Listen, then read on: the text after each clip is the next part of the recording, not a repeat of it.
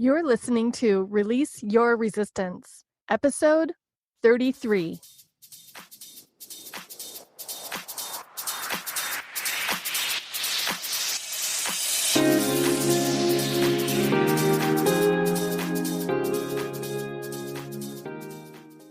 Welcome to Release Your Resistance. This is Bex.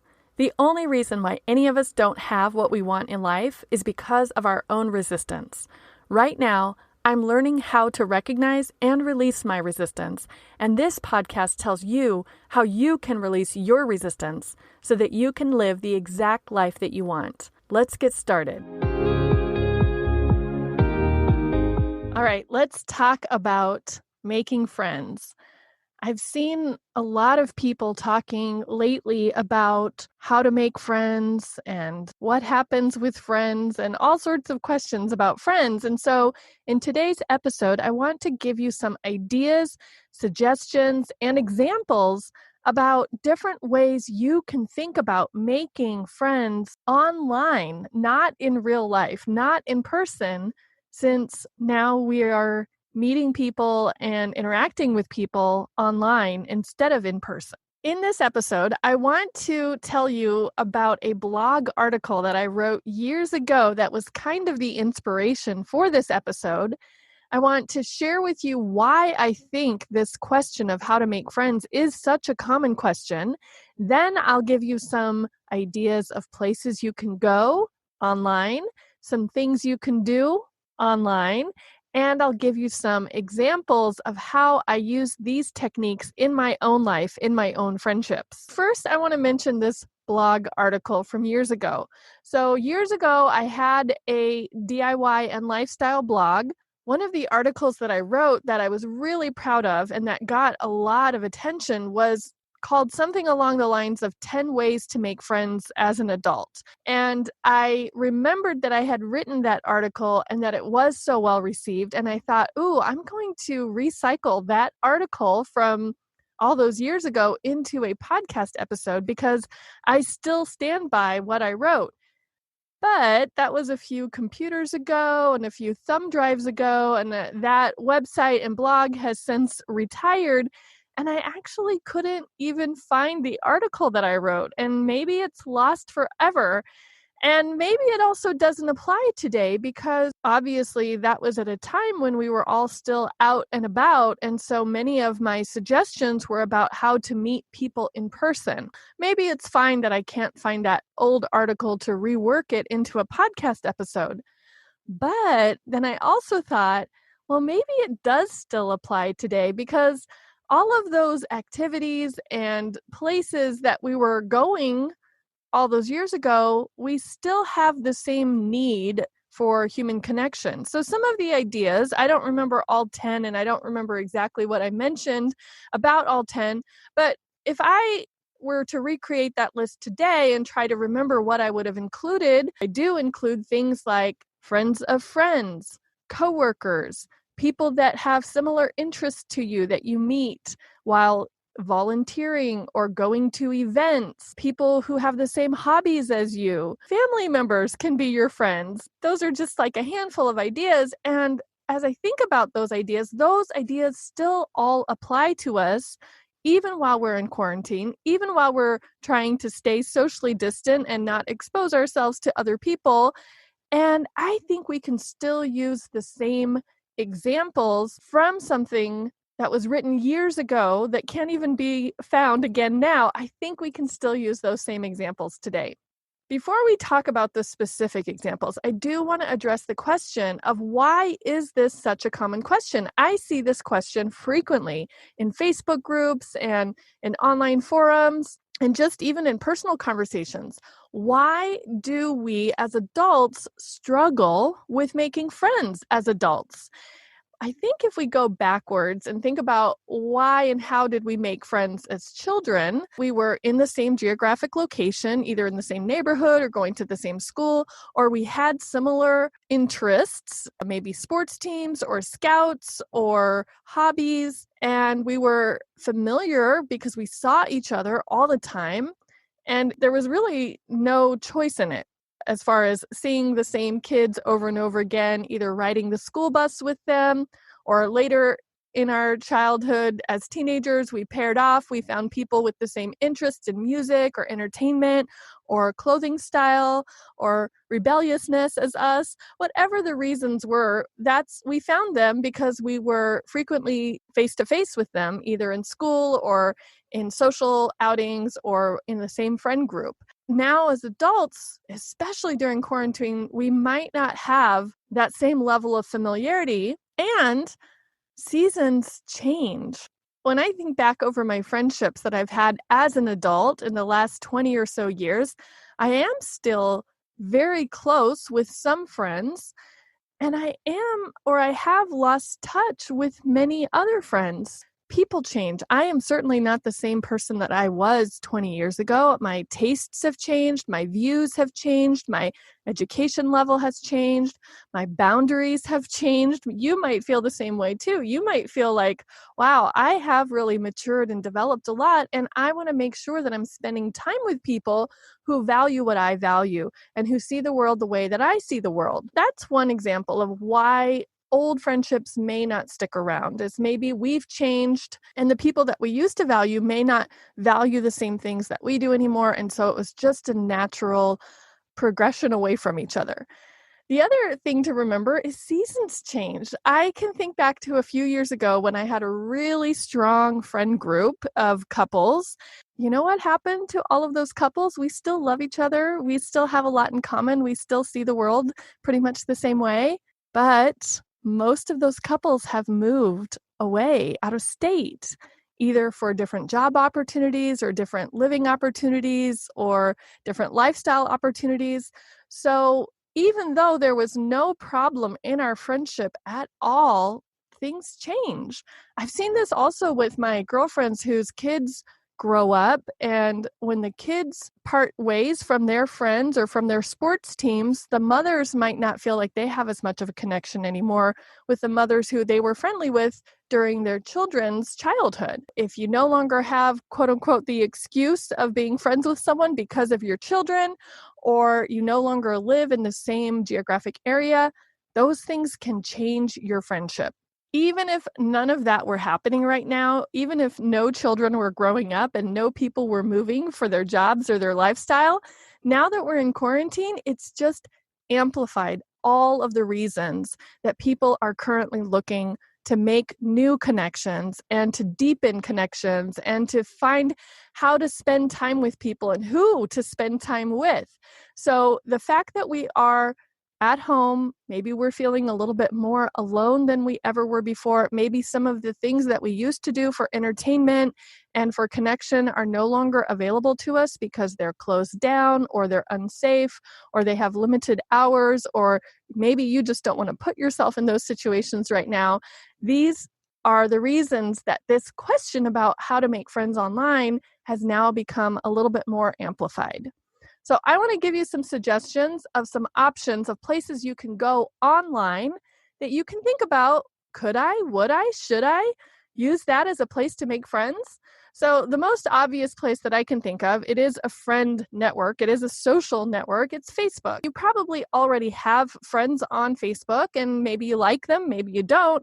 But think about who you do like on Facebook. Do they have friends who you could be friends with? Do they have connections who you don't know? Are they in groups, Facebook groups that you are not a part of yet? So that would be a way that you could either reconnect with people who you already know or deepen a connection and maybe also meet other people. And even if you just joined Facebook today for the very first time and you don't even have any connections on Facebook and no one who you know in your life is on Facebook, or those people aren't people that you necessarily want to be friends with on Facebook, you can just look for groups that have things in common with you. So a really good example of this, a couple of Facebook groups that I am in have grown and developed out of a fan base. So either fans of a podcast or fans of an author, fans of a political movement. I don't know. There are just so many. So think about what you are interested in and do a search inside of Facebook. with whatever you're interested in, a podcast name, an author's name, a movie, a style of clothing, a hobby, and just go across the top and see if you click on groups, if there are any groups dedicated to that interest. Another way you can make friends is noticing other people on Instagram. I've actually heard of two couples who met through Instagram, just through commenting and liking and following, and eventually moving into one-on-one conversation on Instagram, and then eventually meeting in real life. So it is possible to meet people and develop a relationship on Instagram. Again, this would be looking at what you like, doing a search in the Explore button or in the Explore field for things that you're interested in, following hashtags that are important to you. So those are the two social media ways. Another way that might be a little bit surprising to you, because this platform was actually developed to meet people in person, is Meetup. Anytime anyone asks the question, how do you make friends as an adult? Someone usually writes, go meet people who are sharing the same interests as you or have a similar hobby to you. Use meetup.com.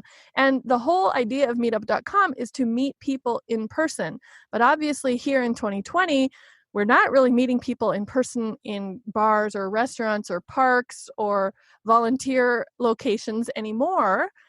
But meetups are still happening.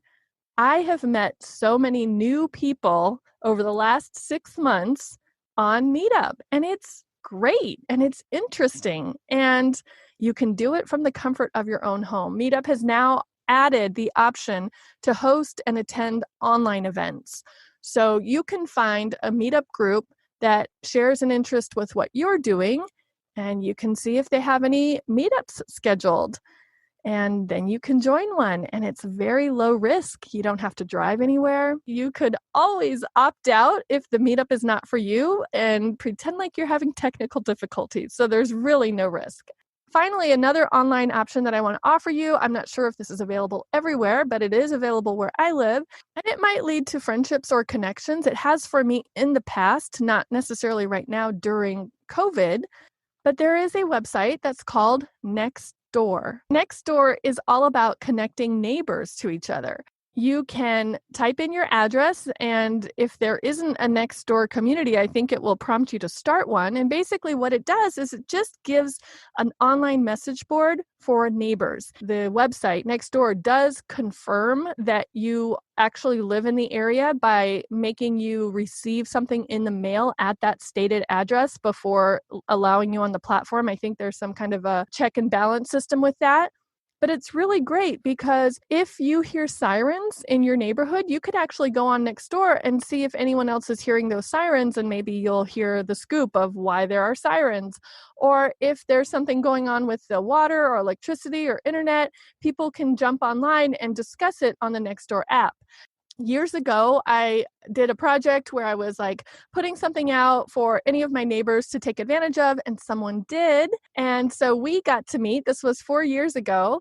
And we didn't really keep in very close contact, even though we are basically neighbors, but we had a great exchange. And then just about a month ago, she saw a post that I had written on Facebook because we did get connected, and she reached out to me and we reconnected 4 years later, all because we had originally met 4 years earlier on Nextdoor and just kind of kept a friendly acquaintance going on Facebook. All of these are examples or options for you, but those aren't the only ones. I also want you to think about other places you could go online, like your own email account. What blasts from the past might you rekindle a friendship with? Maybe friends who you've lost contact with and you're not necessarily connected with on Instagram or Facebook. You could just shoot them an email and say, hey, what are you up to? What's going on in your life? Do you want to jump on a Zoom and see each other face to face? You could also review old connections either on LinkedIn or in your email with maybe former coworkers. See what they're up to, see what they've moved on to. If you liked someone in a previous work setting, maybe you'll like them now in a social setting. And you can get creative. I've just given you a few ideas that I have personal knowledge of, or I think that would work for me or I know have worked for other people. But you can get creative. You can look at your local websites that you go to. Is there a nonprofit that you support, or an online group or an online community that you support? Do they have a website? Do they have any way to connect members with each other? Do they have any discussion forums? I mean, the list is endless when you start thinking about it. Okay, so now I've given you all of those examples of places you can go online to meet potential friends or reconnect with acquaintances to maybe deepen and develop the friendship. Here's what you can do when you are, quote unquote, face to face with them in an online environment. Notice what you have in common. Notice your common interests. I mentioned that Facebook group idea for podcasts. If you think you would like to meet fans of a podcast that you are a fan of, look to see if there is an online community of people who love that podcast and join that group. And then common geography, of course, if you have something in common. This has happened to me multiple times. I am in a lot of Facebook groups, and some of them are huge and global. And it's happened to me that people have reached out to me in the group to say, wow, I see that you live in Chandler, Arizona too. I live in Chandler, Arizona, or I live in Gilbert, the neighboring town. And we have connected that way. Even though we were in a huge Facebook group, we were able to find common geography and connect outside of the group, either in Messenger, or in one case, I actually even invited the girl that I met to an event that I was going to, and she came to it. And this was, of course, before COVID, but think about what you could invite a friend to online. Notice friends of friends in comments. Who's funny? Who has a sense of humor that you like? Who shares your viewpoint when you're reading through those comments? Who in those comments makes you think a little bit differently? Who would be maybe a good friend to offer you a different perspective? So as you see people in online environments, in Facebook, in Instagram, in email, go ahead and comment on what they tell you, like their posts, join the discussion. So I made up a formula for friendship, and it's called the 4Fs.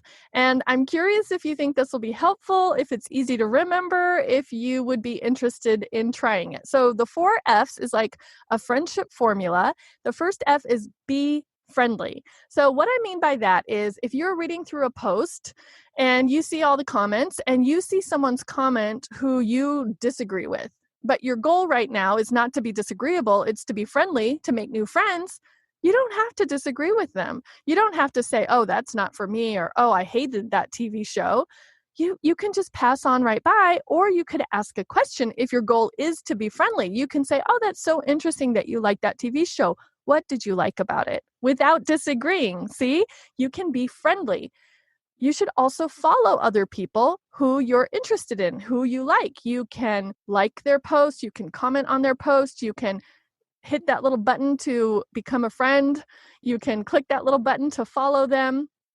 And the reason why I recommend that you go ahead and follow them and check out their profile and see what you have in common and see where your interests and hobbies and maybe even geography overlap is because familiarity, this is the third F, familiarity, it works. So becoming friends with someone online is not a one-time thing. You don't like a comment or post something on their wall and suddenly you're best friends. This is something that builds up over time with familiarity, just like in real life. So if you have the opportunity to see them in more places, to be in more groups with them, to see more of their posts, to jump on a Zoom call that they're joining because you both have an interest in a topic, do it. This isn't a one-time thing. It does take some repetitiveness, and it does take seeing each other over and over again. And that's why the third F in the friendship formula is familiarity.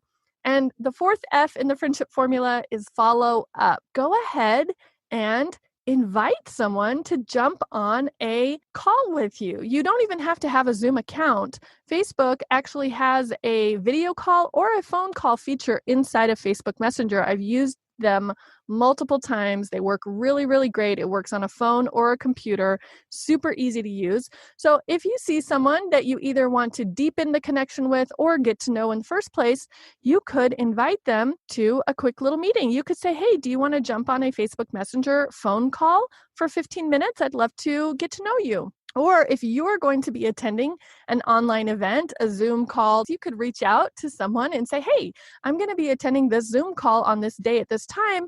Would you like me to send you the link? Would you like to join me? Think how fun that would be if you are in the Zoom call and then a new person pops in and you see that face of that new friend who you are getting to know. So just as a recap, the friendship formula is the 4 F's: be friendly, follow them, familiarity works, and follow up. Keep it going. It's not just a one-time thing. Okay, so I want to give you some real life examples of how some of my friendships have developed. So first I want to tell you about my dear friend Pam. I think we've been friends for about 10 years. We met at Meetup. So of course, this was 10 years ago. We met in a restaurant. This Meetup was posted, hey, come to brunch at this restaurant. Let's meet each other. Let's get to know each other. I went. I was very nervous to go. I actually think that was the first Meetup I ever attended in my whole life, now that I'm thinking about it. So I invited a friend of mine to go with me because I was a little bit too nervous to go by myself. My friend Pam and her husband sat across the table from us at brunch, and we were friendly with each other. It was both of our first times at this meetup, and there was friendly little banter because the friend that I was with is bald, and Pam's husband is bald, and so there was a little discussion how they both liked each other's haircut. It was funny. It kind of broke the ice a little bit. I remember specifically that Pam, before we left, made sure that we were connected on Facebook. And the rest was history. Because we were connected on Facebook and because we had some similar interests, familiarity followed. We saw each other at other events. We connected each other with other friends who had similar interests, who enjoyed the same things. And what has happened as a result of that? A blossoming, beautiful 10-year friendship, which I am so grateful for. Another friend, the way that we met is because we both love the same podcast. I've talked about this podcast. It's the Life Coach School. It's Brooke Castillo's podcast. So my friend Connie and I, unbeknownst to each other, both love and listen to this podcast for many, many years. Probably about 4 or 5 years ago, maybe, Brooke had an event for her podcast listeners. So Connie decided to go and I decided to go. Here were 2 women who didn't know each other, didn't have anything in common except that we both loved the same podcast. We both decided to come to this podcast event. We met each other. We were friendly. I think we might have sat across from each other at dinner, but obviously we were in a big group. I don't even know that we spent hardly any time together that weekend because, it was a big weekend. There were a lot of people there. So there was also a Facebook group for people who were at that event. We were in that Facebook group. So we were able to stay in loose touch. We weren't like, hey, let's be friends. Hey, let's follow up. We just met each other and we stayed in loose touch because of that Facebook group. And a few months later, Connie started her Life Coach School certification and she reached out to people in that group asking who wanted to volunteer to be a practice client for her. And I volunteered. And so then we deepened our friendship, or at that point, it wasn't even fully a friendship, it was an acquaintanceship, but through being her practice client for her coaching program, and then getting to know each other. And fast forward to years later, she came to Arizona to help celebrate my launch of this podcast. I went to San Diego to celebrate her birthday with her one year. And we talk on the phone probably weekly now. And I would say she's one of my closest friends, especially in the coaching world. And I'm so grateful that we both shared that same interest. So that's just an example. Even if we hadn't met in person, the fact that we were in the same Facebook group because we shared the same interest, and then one of us reached out and the other followed up, there you go. Friends for life. And finally, I want to give you a most recent example. I mean, there are actually a lot more recent examples, but this is someone who I haven't met in real life yet, but I do consider her a friend, and I think I could reach out to her and ask her a question or get some advice from her if I ever wanted some. So my friend Christy and I met in our online coaching certification program, and it was, pretty business as usual. It wasn't really a time for social chit chat. We were pretty much focused on our content and on learning our profession. So even though everyone was very friendly in the class, there wasn't a lot of time for socializing. But at one point, someone suggested, hey, what if we all follow each other on social media just to kind of stay connected and just to kind of see each other outside of the classroom? So a few of us did that. So we actually got to see a different side of each other than we would have seen if we just stayed in the classroom. And Christy saw my Instagram feed and I saw hers, and we saw that we actually had a few things in common, and we kind of were on the same vibe, right? And so we reached out to each other and said, hey, we should have a social call. We should just have a non-coaching call and just say hi and get to know each other. So we did, and we hit it off, and we deepened our connection. And as I was launching this podcast, she sent me little notes of encouragement, and I kind of follow along and see what she's posting on her social media. And we almost got the chance to meet in person in March when we were both going to a conference. We were texting each other. We're like, hey, what time are you getting to the hotel? Hey, when are we going to meet? It was a missed connection though, because of Corona. That was right when everything blew up in the United States. So everyone ended up going home early. I didn't get the chance to meet Christy at that time, but I know that when we do meet in person finally, I know that we will be great friends, just like we are online. So those are just a few real life examples, some that started in person and some that could have started completely online, and those might work for you. I hope you have some specific ideas and new thoughts about how you could make new friends online right now while we're all stuck at home, and I am curious what you are willing to try. Did I remind you of anything, a method or a tactic that you had forgotten? Send me an email at hi@bexby.org or go to the show notes for this episode at bexby.org/findingfriends. So I can't wait to hear what you are going to try after having heard this episode, and if you want to share what you're not willing to try.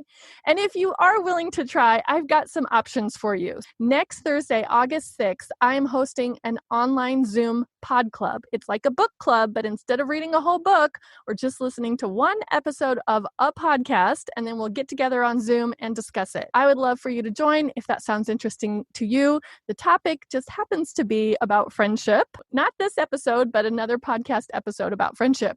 And then the very next day, on Friday, August 7th, I'm hosting a friendship 5x5 meetup on Zoom for women who are fun and friendly and who want to meet and be friendly with other women in the same situation. So all of these events are either in the email that I sent you this week, if you're one of my favorites, and I send you an email every week with each new episode, or it's on my website at bexb.org/let's-meet. And speaking of my favorites, this week I sent everyone on my email list a friendship cheat sheet called Finding Friends Online. It includes some of the ideas that I mentioned in this episode, as well as a list of what to do and what not to do when making friends online. Make sure to click on the link in your email to review that cheat sheet. And if you're not on my email list yet and you would like to join specifically to get that cheat sheet and everything else that I always send to my favorite people, this week, go to the show notes for this episode at bexb.org/Finding Friends and look for the link that says Get the Finding Friends Online Cheat Sheet. Next week, we will be talking about another one of my favorite teachers because it'll be the first Friday of August and it's a really fun episode and you don't want to miss it. So have a great week and I will see you next Friday.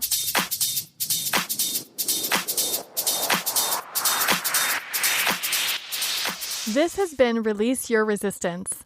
Thank you for listening. If you like this podcast, make sure you're subscribed and leave a review on Apple Podcasts. Also, think about someone who you know who would love this episode and share it with them. There should be a share button on your app if you're listening to this on your phone. If you'd like to continue this conversation one-on-one or in real time, come visit me on my site at bexb.org to see how we can work together.